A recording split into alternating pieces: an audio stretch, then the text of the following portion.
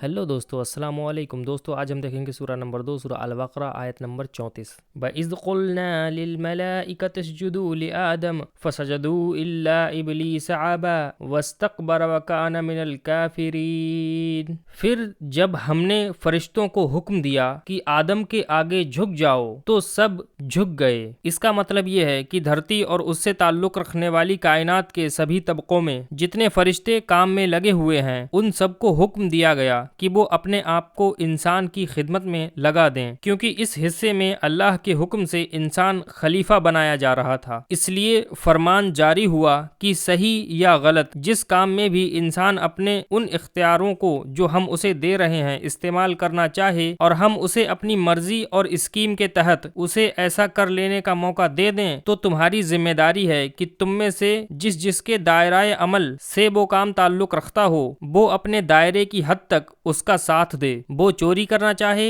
या नमाज पढ़ने का इरादा करे, भलाई करना चाहे या बुराई करने के लिए जाए, दोनों सूरतों में जब तक हम उसे उसकी पसंद के मुताबिक अमल करने की इजाजत दे रहे हैं तुम्हें उसके लिए आसानी पैदा करनी होगी। मिसाल के तौर पर इस बात को इस तरह समझिए कि एक हाकिम जब किसी आदमी को अपने देश के किसी सूबे या जिले का अफसर मुकर्रर करता है तो उस इलाके में हुकूमत के जितने भी कारिंदे यानी कर्मचारी होते हैं उन सब की जिम्मेदारी होती है कि वो उसके हुक्मों को माने, और जब तक हाकिम की मर्जी ये है कि उसे अपने इख्तियारात के इस्तेमाल का मौका दे उस वक्त तक उसका साथ देते रहें, ये देखे बगैर कि वो सही काम में उन इख्तियारात का इस्तेमाल कर रहा है या गलत काम में। अलबत्ता जब किसी काम के बारे में भी हाकिम का इशारा हो जाए कि उसे ना करने दिया जाए तो वहीं उस अफसर का इख्तियार खत्म हो जाता है और उसे ऐसा महसूस होने लगता है कि सारे इलाके के कारिंदों ने मानो हड़ताल कर दी है। यहाँ तक कि जिस वक्त हाकिम की तरफ से उस अफसर की बर्खास्तगी और गिरफ्तारी का हुक्म होता है तो वही मातहत और खादिम जो कल तक उसके इशारों पर हरकत कर रहे थे उसके हाथों में हथकड़ियां डालकर उसे जेल खाने की तरफ ले जाते हैं। फरिश्तों को आदम के आगे सजदा करने का जो हुक्म दिया गया था उसकी हैसियत कुछ इसी तरह की थी। मुमकिन है कि सिर्फ मातहत हो जाने ही को सजदा करना कहा गया हो, मगर ये भी मुमकिन है कि इस मातहती की निशानी के तौर पर किसी जाहिरी काम का भी हुक्म दिया गया हो, और यही ज्यादा सही मालूम होता है। मगर इब्लीस ने इनकार किया।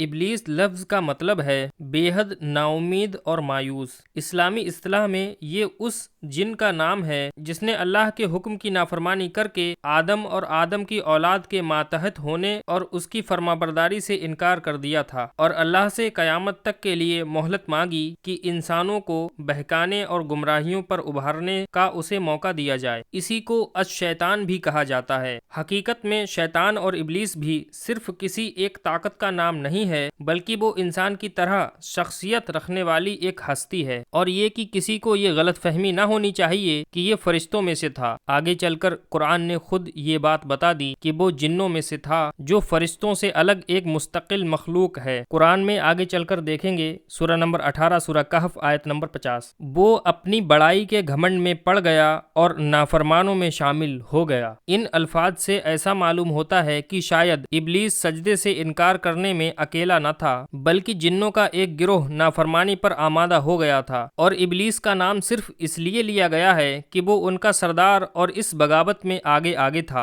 इसलिए इस आयत का दूसरा तर्जुमा ये भी हो सकता है कि वो कुफ्र यानी नाफरमानी करने वालों में से था। इस सूरत में मतलब ये होगा कि जिन्नों का एक गिरोह पहले से मौजूद था जो शरकश और नाफरमान था, और इब्लीस का ताल्लुक उसी गिरोह से था। कुरान में आम तौर से शयातीन का लफ्ज इन्हीं जिन्नों और उनकी नस्ल के लिए इस्तेमाल हुआ है, और जहाँ शैतानों से इंसान मुराद लेने के लिए कोई इशारा न हो वहाँ यही जिन शैतान मुराद होते हैं। तो दोस्तों इसी के साथ मुलाकात होगी इंशाअल्लाह आपसे अगली वीडियो में। वीडियो पूरा देखने के लिए बहुत बहुत शुक्रिया।